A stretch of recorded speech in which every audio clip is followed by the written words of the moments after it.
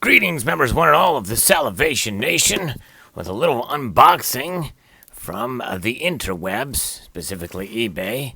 Got a little package here, and it's going jing-a-ling-a-ling. And we're going to open it up. Very good. A little platinum added to the stack. Gotta love the addition of platinum. A little bit there. I bought more platinum, I think, this year than I ever have. So very, very good. Because I see it as somewhat undervalued, and there's just more choices. There's more options out there as a collector than I've ever seen. So this is what this is. Platinum, and all right, very good. Platinum Britannia here, and this comes to us from eBay. It was a deal that we had from Liberty, I believe.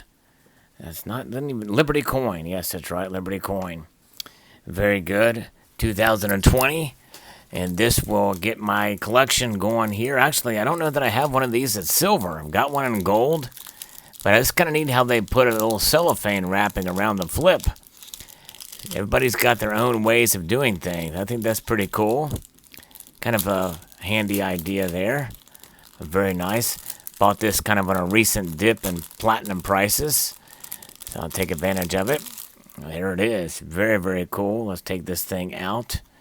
I believe you've seen me post videos about platinum on my channel multiple times. And this is an example of one way to further diversify your portfolio. Although platinum itself, very dense metal, as you can see here. It's a very thin coin, but it has quite some density to it. There's the queen side with the galoche pattern. But I believe that platinum is one of those metals that has potential to kind of go up in price.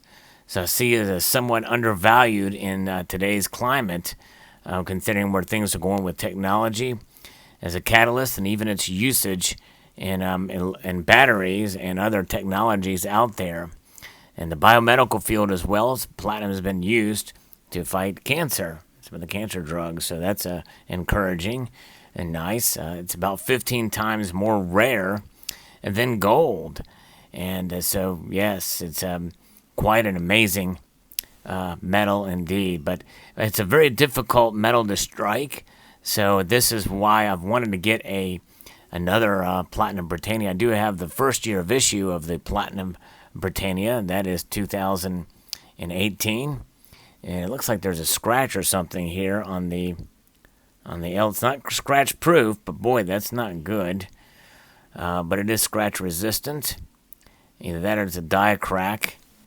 But it's a very hard metal to strike. So the details and of the security features is quite impressive on a piece such as this. Notice how thin it is, because it has the same diameter as the gold, but it is definitely denser than gold.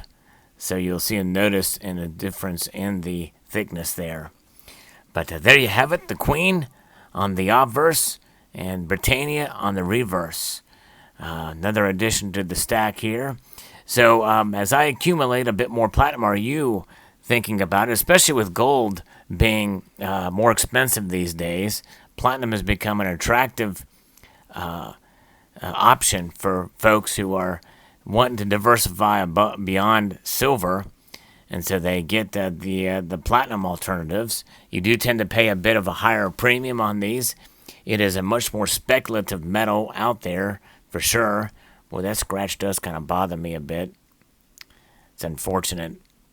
But it might be a die crack. I don't know. I don't want to touch it, but it is bullion. But yeah, but platinum is one of those metals that I think it could go in either direction, I believe, at least for the short term. But it's sort of at war with palladium right now. And so it is one of those things where it provides a lower cost option, considering that it is rare than gold. Indeed. It is very unreactive. Most of the noble metals are unreactive. And palladium as well, rhodium.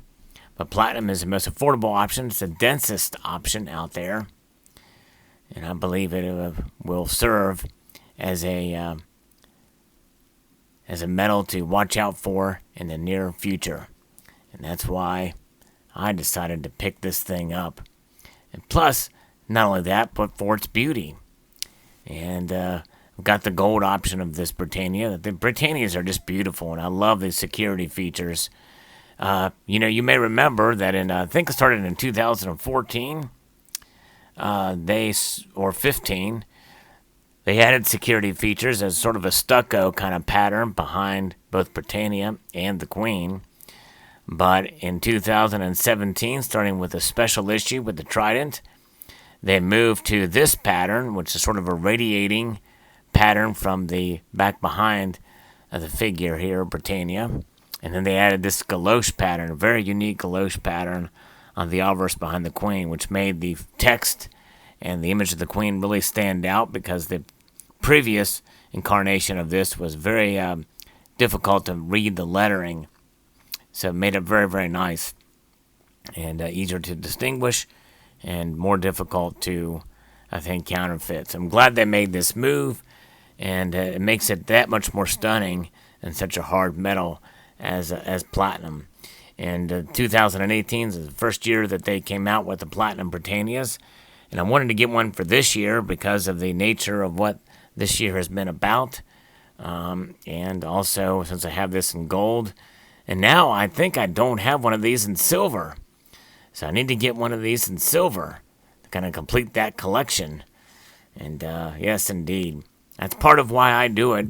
Accumulate the pieces that I do is because of collecting purposes, but because I have made a pretty substantial move more towards gold and less silver. I'm protected even more by the intrinsic value of the metal contained therein than I had in the past with some of these silver pieces that have premiums that are double at least for some of the collector pieces out there, double what spot price is, that is. So you have more of a potential of losing your shirt on a piece like that if you need to sell. Now, I'm not one of those that flips or sells or anything like that, because you have to really time those markets, especially if you're a flipper.